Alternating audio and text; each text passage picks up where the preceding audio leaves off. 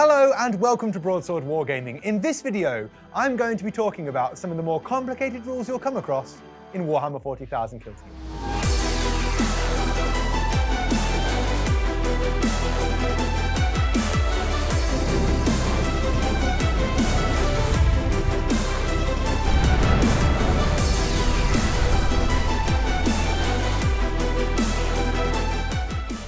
Hello and welcome back to the channel. If you're new here, please do think about subscribing for more videos to come, because in this video, I'm going to be tackling some of those more difficult rules you'll come across in Kill Team. I've been playing quite a lot of Kill Team recently, on the channel and at home. I've done a few battle reports, I've done some faction focus videos, and the more games I play with the more different factions, the more rules, errors, or issues that I'm coming across as I play. These can be core rule things, these can be something from an FAQ or missions from the Kill Team manual. This can be tactics cards, when they should be played, how many CP, who can roll the dice, etc. And I thought it's about time I did a video clarifying all the things that you guys have told me in the battle reports. I appreciate all the comments about rules because it's making me a better player. And I've come across some on Facebook and I've had some myself or read things. So yeah, let's get to it. Here's my top rules that I think we all get wrong or certainly could do with some help getting right. Apologies if I get any of these wrong myself. I probably will, and I'm sure some of you will leave those comments below, but do write in the comments any rules I don't mention here that you've come across that you find quite difficult or have overcome, because it'll help everyone else out. Let's make this kind of a community project. Number 1, injury rolls and damage characteristics. This is one that I see time and time again, and I myself, until very recently, kept getting wrong. So I'm going to give you an example. I have a bolt gun. It's rapid fire 1. I shoot you twice, say I'm within range. I roll 2 dice to hit. I hit you both times. I roll 2 dice to wound. I wound you both times. You fail both your armor saves. The weapon is damage 1. So do you roll 2 dice because I've hit you and wounded you twice, or do I roll 1 dice because that's the damage of the weapon? Now, as the rules are written, and as the way it should be played, is you roll 1 dice. So I could hit you 6 times from the same guy, wound you 6 times, and you fail 6 armor saves. If the damage is only 1, you only roll 1 dice on the injury chart. Confusing, I know, but it works the other way as well. So if you have a 2 wound model, I hit you with, say, a demon hammer, which is a 3 damage weapon. I hit you once, I wound you once, you fail your 1 save. I then roll 3 dice to try and put you out of action, despite the fact 2 of those damage wounds have been used up. It doesn't matter. So I could hit you with a flamer 6 times, auto hitting, wounding 6 times, 6 failed armor saves, and still only roll 1 injury roll. Doesn't really matter how many wounds you've got. Once you've reduced to that 0, all the rest of the shots are null and void. It's the same for combat. It gives you an opportunity here to think about splitting those attacks, because hitting one guy 6 times with a 1 damage weapon is just as good as hitting them and wounding them once. Obviously, you've got the chances to fail saves. That's that rule. I see that one all the time. I made that mistake myself. Don't make the same mistake. Rule number 2, who rolls the injury roll? I've always played this one this way, and I think most people do, but I've seen recently on a few comments and a few posts that people play it differently. I've got the book in front of me here, and what it says about the injury roll is, when a model's wounds are reduced to 0, the controlling player, unless stated otherwise, e.g. inflict damage on page 31, makes an injury roll for that model.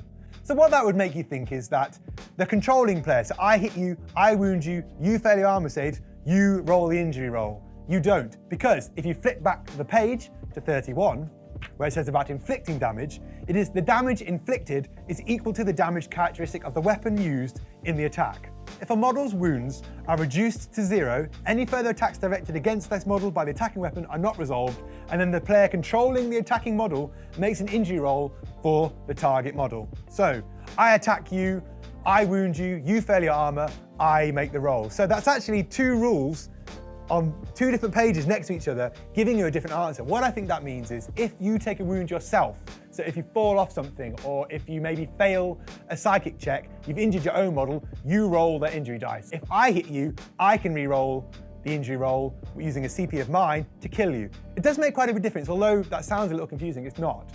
The difference that makes is if you roll the injury roll for your own model, you can use a CP to re-roll to save yourself. If I roll to kill your model, I can use a CP to re-roll to kill you. Understand what I mean? I hope so. Ultimately, if I hit and wound you, I get to roll the injury roll. If you wound yourself, you roll the injury roll. Rule 3, pistols. Again, I've got the book. What it says is you can choose to shoot with a model with a pistol, even if there are enemy models within 1 inch, but it must target the closest enemy. So if you're in combat with 2 people, you can make your mind up which ones you want to do.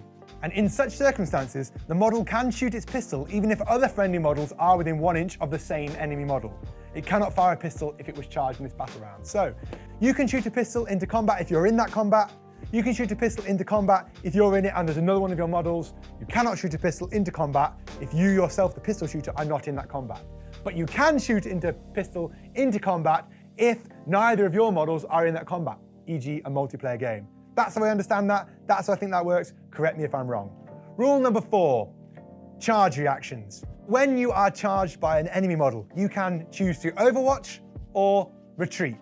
Retreat means you move 3 inches further back after they've declared they've charged you, and then they roll their die. So you can buy yourself a little bit further, making it more likely for them to fail. Or you can shoot an Overwatch. Overwatch is much like 40k. You need to hit on a 6 or a flame or auto hits, and there are some tactics that let you hit on 5 or better, things like that. But generally, you're hitting on a 6. To hit someone in Overwatch, I have a flamer. It has an 8-inch range. If you are charging me from 9 inches away, I can't overwatch, you're out of range. It goes from the point the model initiated the charge, no further along. If you charge me from round a wall, so to charge you do not need line of sight to a model. I can be round a corner, hiding behind a wall, issue a charge to a model that I cannot see. You can't overwatch because I can't see you at the start of that charge phase, but you can still charge. So if you're gonna make charges and you've got a combat heavy army, think about trying to be outside of 8 inches for flamers or outside of line of sight when you declare that charge. Rule number 5, splitting attacks. If I have, for example, a heavy 4 weapon, I can choose to shoot your model and I'll hit him, wound him and whatever 4 times. If there is another model within 2 inches of that targeted model, I can now split my fire to hit both of those models and choose as many shots as I want to put on whichever. If there is another model within 2 inches of that initial model, there's now 3 models I can choose to split my fire between. So you can kind of spread your fire as long as they are within 2 inches of model A, we'll say. But what you cannot do is chain react your way down the board. So I target model A. There is a model, call it number B, within 2 inches of him. I then can hit him as well. I cannot then target a model within 2 inches of model B, ergo going to C, going to D, and just making a chain reaction across the board, hitting an initial model. It doesn't work that way. So only splitting fire on if a model is within 2 inches of the initial target. Rule number 6, objectives. As far as I'm aware, there is no definitive answer from Games Workshop or even the leading tournament organisers, your LVOs, things like that. There is no definitive answer as to what area an objective takes up. I place an objective on the 2nd floor of a building. Does anything within 3 inches of that same floor count as taking that objective? Does it work like a big cylinder? Anything within 3 inches underneath, above, or on the same level as it count as being within it? Or does it work like a sphere? Anything within 3 inches around, do models within that 3 inches count? If so, are we talking the heights of models now as basing counts? There's quite a lot of different ways here you can look at taking objectives. I tend to play it that it's within 3 inches of the same level, but the issue that creates is if you have an objective on top of something and the only access point is that way and you cannot get your model past that model on top, you can just sit an objective the entire game. So I tend to allow that you can bypass things on ladders to go around. What do you think to that? Do you play it like a cylinder, like a sphere, like a flat level? How do you do it? I think all tournaments can't agree on it, so how the hell are we going to? Tough one. Rule number 7, I think, the morale phase. This can cause quite a bit of confusion in the sequencing of the event. So the first thing you would do is check if your kill team is broken. If all of your models are out of action, shaken, or have flesh wounds, you are automatically broken, no matter whether you've got 20 models or 2 models. That will happen, you are broken. Otherwise, if half of your models have flesh wounds, are out of action, or are shaken, you need to roll 2d6 and put it against the highest leadership remaining on the board, so your leader or whoever.